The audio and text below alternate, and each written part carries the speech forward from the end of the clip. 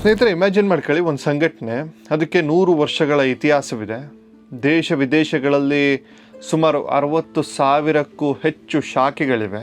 ಲಕ್ಷಾಂತರ ಕೋಟ್ಯಾಂತರ ನಿಷ್ಠಾವಂತ ಕಾರ್ಯಕರ್ತರಿದ್ದಾರೆ ಅಥವಾ ಸ್ವಯಂ ಸೇವಕರಿದ್ದಾರೆ. ಭಾರತದ ಪ್ರಧಾನಿಯಿಂದ ಹಿಡಿದು ಅನೇಕ ಮುಖ್ಯಮಂತ್ರಿಗಳ, ರಾಷ್ಟ್ರಪತಿಗಳು ಇದೇ ಸಂಘಟನೆಯ ಗರಡಿಯಲ್ಲಿ ಪಳಗದವರು. ದೇಶಕ್ಕೆ ಯಾವುದೇ ವಿಪತ್ತು ಬಂದರೂ, ಅದು ಭೂಕಂಪವಿರಲಿ, ಪ್ರವಾಹವಿರಲಿ ಅಥವಾ ಕೊರೋನಾದಂತಹ ಮಹಾಮಾರಿ ಇರಲಿ, ಮೊದಲು ಅಲ್ಲಿಗೆ ಧಾವಿಸುವ ಪಡೆಯೇ ಈ ಸಂಘಟನೆ. ಅದನ್ನು ರಾಷ್ಟ್ರೀಯ ಸ್ವಯಂ ಸೇವಕ ಸಂಘ ಅಂತ ಇವತ್ತು ಎಲ್ಲರೂ ಕರೀತಾರೆ. ಆದರೆ ಇತ್ತೀಚೆಗೆ ಕರ್ನಾಟಕದ ಸಚಿವ ಪ್ರಿಯಾಂಕ್ ಖರ್ಗೆ, ಗೃಹ ಸಚಿವರು, ಒಂದು ಬಾಂಬನ್ನು ಸಿಡಿಸಿದ್ರು. ಅವರು RSS ಮುಖ್ಯಸ್ಥ ಮೋಹನ್ ಭಾಗವತ್ ಅವರಿಗೆ ಒಂದು ಬಹಿರಂಗ ಪತ್ರವನ್ನು ಬರೆದ್ರು. ಆ ಪತ್ರದ ಸಾರಾಂಶ ಒಂದೇ: ಇಷ್ಟೆಲ್ಲ ಬೃಹತ್ ಆಗಿರುವ ಸಂಘಟನೆ ಅಧಿಕೃತ ರಿಜಿಸ್ಟ್ರೇಷನ್ ಎಲ್ಲಿದೆ? ನಿಮ್ಮ ಲೆಕ್ಕಪತ್ರಗಳೇನು? ನೀವು ಟ್ಯಾಕ್ಸ್ ಕಟ್ತೀರಾ? ಈ ಪತ್ರ ಹೊರಬೀಳ್ತಾ ಇದ್ದಂತೆ ದೇಶದಲ್ಲಿ ದೊಡ್ಡ ಚರ್ಚೆ ಶುರುವಾಯಿತು. ಒಂದು ಕಡೆ ಖರ್ಗೆ ಬೆಂಬಲಿಗರು ನೋಡಿದ್ರೆ RSS ಕಾನೂನು ಬಾಹಿರ ಅಂತ ಸೋಷಿಯಲ್ ಮೀಡಿಯಾದಲ್ಲಿ ಪೋಸ್ಟ್ಗಳನ್ನು ಹಾಕತೊಡಗಿದ್ರು. ಆದರೆ ಅಸಲಿ ಕತೆ ಇರೋದು ಇಲ್ಲೇನೆ. ಇಷ್ಟು ದೊಡ್ಡ ಸಂಘಟನೆ 100 ವರ್ಷಗಳಿಂದ ಯಾವುದೇ ರಿಜಿಸ್ಟ್ರೇಷನ್ ಇಲ್ಲದೆ ನಡೆಯಲು ಹೇಗೆ ಸಾಧ್ಯ? ಪ್ರಿಯಾಂಕರ್ಗೆ ಎತ್ತಿರುವ ಪ್ರಶ್ನೆಗಳ ಹಿಂದಿನ ಅಸಲಿ ರಾಜಕೀಯ ತಂತ್ರವೇನು? ಇವತ್ತಿನ ಈ ಕಥೆಯನ್ನ ಯಾವುದೇ ರಾಜಕೀಯದ ಕನ್ನಡಕವಿಲ್ಲದೆ ವಾಸ್ತವದ ನೆಲೆಯಲ್ಲಿ ವಿಶ್ಲೇಷಣೆ ಮಾಡೋಣ. ನಾನು ಮೊದಲಿಗೆ ಹೇಳ್ತೀನಿ, ನಾನು RSS ಕಾರ್ಯಕರ್ತ ಅಲ್ಲ. RSSಗೂ ನನಗೂ ಯಾವುದೇ ರೀತಿಯ ಸಂಬಂಧವಿಲ್ಲ. ಈ ವಿಚಾರವನ್ನು ಬಹಳ ನಾನು ಇವತ್ತೇನು ನೋಡ್ತಾ ಇದ್ದೀನಿ ನೆಲೆಯಲ್ಲಿ ಅದನ್ನೇ ಹೇಳ್ತಾ ಇದ್ದೀನಿ. ನಿಮ್ಮ ಭಕ್ತಿಗೆ, ನಿಮ್ಮ ಭಾವಕ್ಕೆ ಬಿಟ್ಟುಬಿಡ್ತೇನೆ. ಮೊದಲಿಗೆ ಪ್ರಿಯಾಂಕ್ ಖರ್ಗೆ ಅವರ ಪತ್ರವನ್ನು ನೋಡಿ. ಖರ್ಗೆ ಅವರು ಒಬ್ಬ ಬುದ್ಧಿವಂತ ರಾಜಕಾರಣಿ. ಅವರಿಗೆ ಕಾನೂನುಗಳ ಬಗ್ಗೆ ಅರಿವಿದೆ, ಎಲ್ಲ ತಿಳಿದುಕೊಂಡಂಥವ್ರು. ಅವರು ಇಂಥದ್ದೊಂದು ಪ್ರಶ್ನೆಯನ್ನೇ ಯಾಕೆ ಎತ್ತಿದ್ರು, ಇದರ ಹಿಂದೆ ಇರೋದು ಒಂದು ಪಕ್ಕ ರಾಜಕೀಯ ನೆರೆಟಿವ್ ಅಂತ ದೊಡ್ಡ ವಿಶ್ಲೇಷಕರು ಹೇಳ್ತಾ ಇದ್ದಾರೆ. ವಿಶ್ಲೇಷಕರ ಪ್ರಕಾರ ಸೈದ್ಧಾಂತಿಕವಾಗಿ RSS ಅನ್ನು ಎದುರಿಸುವುದು ಕಷ್ಟ. ಹಿಂದುತ್ವ ಮತ್ತು ರಾಷ್ಟ್ರೀಯತೆಯ ವಿಚಾರದಲ್ಲಿ ಅವರ ಜೊತೆ ಚರ್ಚೆಗಿಳಿದ್ರೆ ಅದು RSSಗೆ ಮೈಲೇಜ್ ಕೊಡುತ್ತದೆ. ಹಾಗಾಗಿ ವಿರೋಧ ಪಕ್ಷಗಳು ಒಂದು ಹೊಸ ತಂತ್ರವನ್ನು ಹೆಣೆದಿವೆ. ಅದೇ ತಾಂತ್ರಿಕತೆಯ ತಂತ್ರ.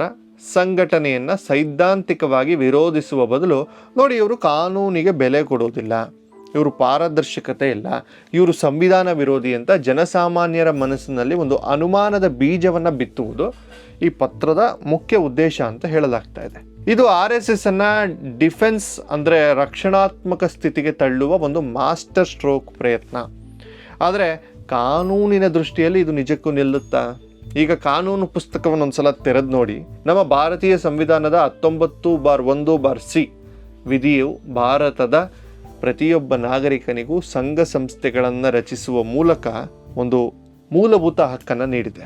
ನೀವು ನಿಮ್ಮ ಊರಿನಲ್ಲಿ 50 ಜನ ಸೇರಿಸ್ಕೊಂಡು ಒಂದು ಯುವಕರ ಮಂಡಲವನ್ನು ರಚನೆ ಮಾಡಿಕೊಂಡು ನೀವು ಸೇರಿ ಮಾತನಾಡುವುದಕ್ಕೆ, ಸಮಾಜ ಸೇವೆ ಮಾಡುವುದಕ್ಕೆ, ನಿಮ್ಮದೇ ಆದ ಒಂದು ಸಿದ್ಧಾಂತವನ್ನು ಪಾಲಿಸುವುದಕ್ಕೆ ಯಾವುದೇ ಸರ್ಕಾರದ ಬಳಿ ಹೋಗಿ ರಿಜಿಸ್ಟರ್ ಮಾಡಿಸುವ ಕಡ್ಡಾಯ ನಿಯಮ ಭಾರತದ ಕಾನೂನಿನಲ್ಲಿ ಇಲ್ಲವೇ ಇಲ್ಲ.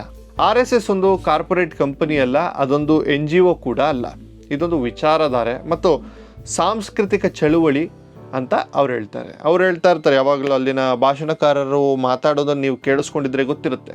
ಸಂಘದ ದೃಷ್ಟಿಯಲ್ಲಿ ಅದು ಸಮಾಜದಿಂದ ಬೇರೆಯಾಗಿ ನಿಂತ ಒಂದು ಸಂಸ್ಥೆಯಲ್ಲ, ಬದಲಾಗಿ ಇಡೀ ಸಮಾಜವನ್ನು ಒಗ್ಗೂಡಿಸುವ ಒಂದು ವ್ಯವಸ್ಥೆ.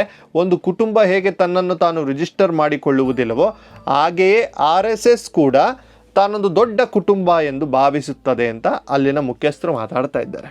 ಹಾಗಾದರೆ ಖರ್ಗೆ ಅವರು ಕೇಳಿದ ಹಾಗೆ ಹಣದ ಲೆಕ್ಕಾಚಾರ ಹೇಗೆ ನಡೆಯುತ್ತೆ? ಟ್ಯಾಕ್ಸ್ ಕಟ್ಟೋದಿಲ್ವಾ? ಇದು ವಿಡಿಯೋದ ಅತ್ಯಂತ ರೋಚಕ ಭಾಗ. ಯಾವುದೇ ಸಂಸ್ಥೆ ನಡಿಬೇಕು ಅಂತಂದರೆ ಹಣ ಬೇಕು. RSS ಹೇಗೆ ಹಣ ಸಂಗ್ರಹಿಸ್ತವೆ ಗೊತ್ತಾ?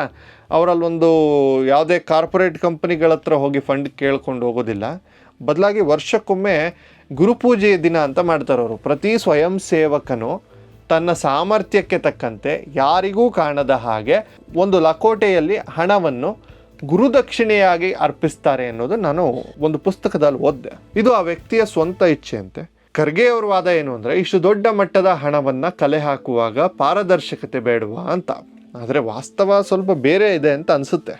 RSS ನೇರವಾಗಿ ಯಾವುದೇ ಬ್ಯಾಂಕ್ ಅಕೌಂಟನ್ನು ಹೊಂದಿಲ್ಲವಂತೆ.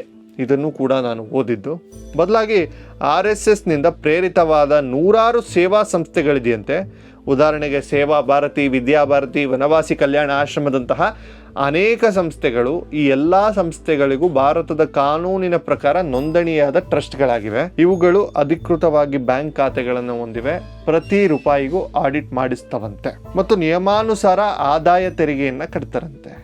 ಅಂದರೆ ಎಲ್ಲಿ ಆರ್ಥಿಕ ವಹಿವಾಟು ನಡೆಯಬೇಕೋ, ಎಲ್ಲಿ ಆಸ್ತಿ ಖರೀದಿಸಬೇಕೋ ಅಲ್ಲಿ RSS ಕಾನೂನು ಚೌಕಟ್ಟಿನಲ್ಲಿ ರಿಜಿಸ್ಟರ್ ಆದ ಟ್ರಸ್ಟ್ಗಳ ಮೂಲಕವೇ ಕೆಲಸ ಮಾಡ್ತವೆ. ಕೇವಲ ಶಾಖೆಗಳನ್ನು ನಡೆಸುವ, ವ್ಯಕ್ತಿ ನಿರ್ಮಾಣ ಮಾಡುವ ಮೂಲ RSS ವ್ಯವಸ್ಥೆಯನ್ನು ಮಾತ್ರ ಅದು ಅನೌಪಚಾರಿಕವಾಗಿ ಉಳಿಸ್ಕೊಂಡಿದೆ.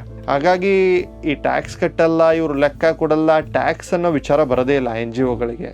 ಈ ವಾದ ಮೇಲ್ನೋಟಕ್ಕೆ ಆಕರ್ಷಕವಾಗಿ ಕಂಡ್ರು, ಆಳ ಕಿಳಿದು ನೋಡಿದ್ರೆ ಅದರಲ್ಲಿ ಉರುಳಿಲ್ಲ ಎಂಬುದು ಸ್ಪಷ್ಟವಾಗಿ ಕಾಣಿಸ್ತಾ ಇದೆ. ಇನ್ನು ಪ್ರಿಯಾಂಕ್ ಖರ್ಗೆ ಅವರು ತಮ್ಮ ಪತ್ರದಲ್ಲಿ ಸಾಂವಿಧಾನಿಕ ಹೊಣೆಗಾರಿಕೆಯ ಬಗ್ಗೆ ಮಾತಾಡಿದ್ದಾರೆ. ಪ್ರಜಾಪ್ರಭುತ್ವದಲ್ಲಿ ಯಾವುದೇ ಸಂಸ್ಥೆ ಪ್ರಶ್ನಾತೀತವಲ್ಲ, ಅದು ನಿಜ. ಆದರೆ ಒಂದು ವಿಚಾರವನ್ನು ನಾವು ಗಮನದಲ್ಲಿ ಇಟ್ಕೊಳ್ಬೇಕು. ದೇಶದಲ್ಲಿ ತುರ್ತು ಪರಿಸ್ಥಿತಿ ಬಂದಾಗ, ಪ್ರಜಾಪ್ರಭುತ್ವ ಕಗ್ಗೊಲೆಯಾದಾಗ ಅದನ್ನು ವಿರೋಧಿಸಿ ಬೀದಿಗಿಳಿದು ಲಾಠಿ ಏಟು ತಿಂದು ಜೈಲು ಸೇರಿದ್ದು ಇದೇ ರಿಜಿಸ್ಟ್ರೇಷನ್ ಇಲ್ಲದ RSS ಕಾರ್ಯಕರ್ತರು. ಕೊರೋನಾ ಸಮಯದಲ್ಲಿ ತಮ್ಮ ಪ್ರಾಣದ ಹಂಗು ತೊರೆದು ಆಸ್ಪತ್ರೆಗಳಲ್ಲಿ ಹೆಣವನ್ನು ಹೂತಿದ್ದು, ರೇಷನ್ ಕಿಟ್ಗಳನ್ನು ಹಚ್ಚಿದ್ದು ಇದೇ ಸ್ವಯಂ ಸೇವಕರು. ಅವರು ಆ ಕೆಲಸಗಳನ್ನು ಮಾಡುವಾಗ ಯಾವ ಸರ್ಕಾರವೂ ಅವರ ಬಳಿ ಹೋಗಿ ನಿಮ್ಮ ರಿಜಿಸ್ಟ್ರೇಷನ್ ಸರ್ಟಿಫಿಕೇಟ್ ತೋರಿಸಿ ಎಂದು ಕೇಳಲಿಲ್ಲ. ಯಾಕಂದರೆ ಸೇವೆ ಮಾಡಲು, ದೇಶಭಕ್ತಿ ತೋರಿಸಲು ಯಾವ ಕಾಗದದ ಸರ್ಟಿಫಿಕೇಟ್ ಅಗತ್ಯ ಇಲ್ಲ, ಇರೋದು ಇಲ್ಲ.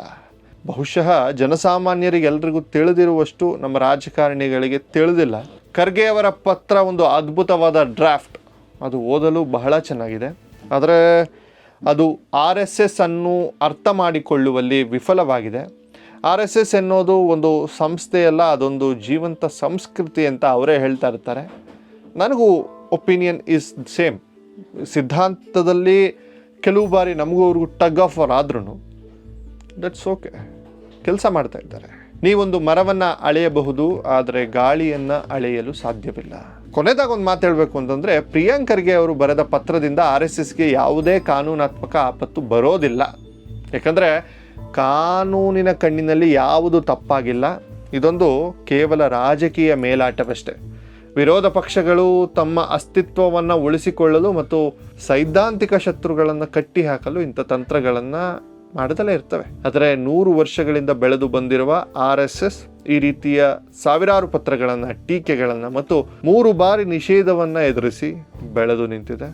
ಒಂದು ಕಾಗದದ ತುಣುಕು ಅಥವಾ ರಿಜಿಸ್ಟ್ರೇಷನ್ ನಂಬರ್ ಒಂದು ಶತಮಾನದ ಶ್ರದ್ಧೆ ಮತ್ತು ಕೋಟ್ಯಾಂತರ ಜನರ ನಂಬಿಕೆಯನ್ನು ಅಳಿಸೋಕೆ ಸಾಧ್ಯ ಇಲ್ಲ.